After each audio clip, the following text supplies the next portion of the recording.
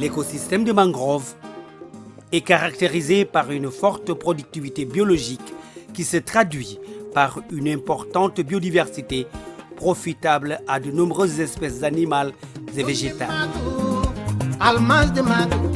Il offre ainsi d'abondantes ressources en bois et ressources halieutiques et des terres faisant l'objet de diverses activités agricoles, aquacoles et autres. En outre, il sert de refuge à de nombreuses espèces menacées. Mieux, il constitue un maillon essentiel du parcours de la faune migratrice et contribue à la protection des côtes. En Guinée-Bissau, la mangrove couvre environ 7% de la superficie du territoire national. Elle est présente le long de nombreux bras de mer, du nord au sud et dans l'archipel des Bijagos. Toutefois, c'est sur les rives du fleuve Cacheu, Mansoua et celle de l'île de Orango, dans l'archipel des Bijagos, que l'on retrouve la plus grande concentration de forêts de mangroves du pays.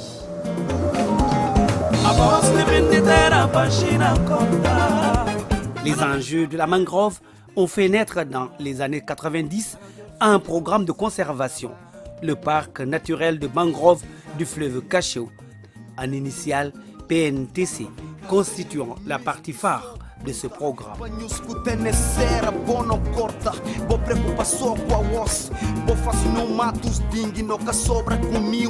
Sur l'initiative de Wetlands International, une mission d'évaluation et de suivi de la biodiversité a visité le parc de Cacheu.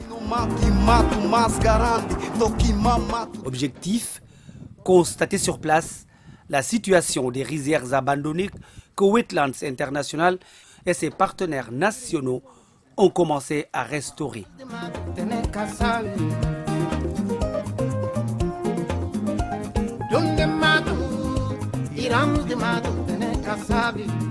Le projet de conservation de la biodiversité dans le PNTC, financé par la Fondation Turing, date de 2015. Les effets sont aujourd'hui visibles.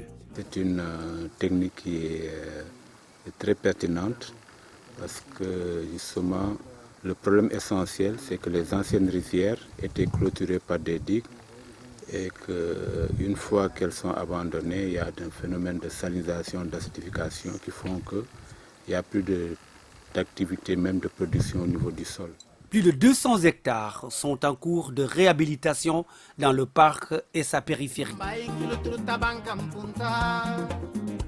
La méthode utilisée, la régénération naturelle assistée, connue sous le sigle de RNA.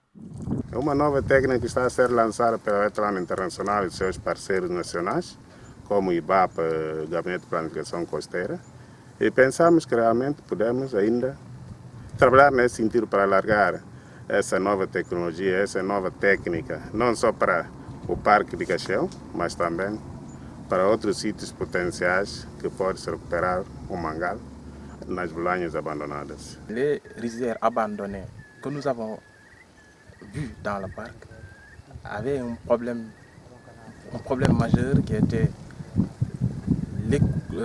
la circulation de l'eau dans les rizières abandonnées du fait de la présence des digues qui empêchaient une circulation normale de l'eau, mais aussi ne facilitaient pas l'accès aux propagules en mois de septembre ou août, d'accéder au site pour permettre une régénération naturelle assistée. Le système est nouveau. Il consiste à améliorer l'apport en eau douce au niveau des zones ciblées par l'ouverture de brèches dans les anciennes digues afin de faciliter le lessivage des sols et le drainage des eaux. Ainsi, le sol se reconstitue et favorise le développement des jeunes repousses. Un système de suivi de la restauration des mangroves a été mis en place. Une étude est menée par un étudiant avec l'appui de Wetlands International. It's very important for us to show to what extent we reach our objectives. For example, we have the objective of restoring mangroves, but that It's not only planting mangroves or making sure that they grow, but it's also bringing back an ecosystem which is fully functional. So we have all the biodiversity. Therefore, we want to measure in some way how this process is going. Nós esperamos que o Blanha Sul não trabalha nele e daqui a 10 anos já vai recuperar totalmente que se ciência florestal que tem aqui em mangrove e mangal. Nós pensamos como ali para 10 anos quem que vem visita ali e não é mangrove já mais número mais crescido e não pensamos que não tem mais mais necessidade de fazer plantação manual ali, porque através de RNA que fazer de regeneração natural assistida, não pensa vai na acabar para récupérer ce habitat naturel. Aujourd'hui, il s'agit de combiner la régénération naturelle assistée aux activités de reboisement des mangroves. La Guinée-Bissau fait office de pionnier en Afrique de l'Ouest. Grâce à Wetlands International, plusieurs autres organisations commencent à adopter la RNA dans leur zone d'intervention. C'est quelque chose qui est possible, c'est pourquoi des partenaires comme Elvia se sont intéressés à cette méthode. Ils ont commencé eux aussi dans le parc à faire des opérations sur presque 150, sur 100 hectares. Parce qu'ils ont vu les résultats de l'année dernière sur le site de 70 hectares de Wetlands International pour dire que ça c'est une méthode qui peut marcher au niveau du parc.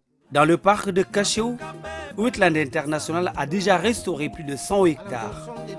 Dans ces sites, la végétation a totalement repris. La même stratégie est utilisée à Apilio.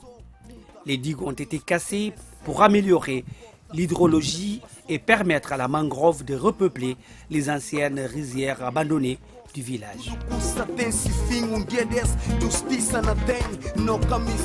Pour une parfaite réussite du projet, Wetlands International et ses partenaires nationaux ont misé sur l'engagement des populations locales.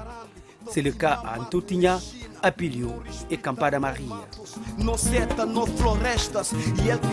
Les radios communautaires ont été mises à contribution pour une plus grande sensibilisation. À terme, Wetlands International et ses partenaires en Guinée-Bissau veulent étendre la régénération naturelle assistée. L'objectif est de récupérer les rizières abandonnées et de les mettre en valeur afin de limiter la coupe du bois de mangrove pour des zones humides en bonne santé.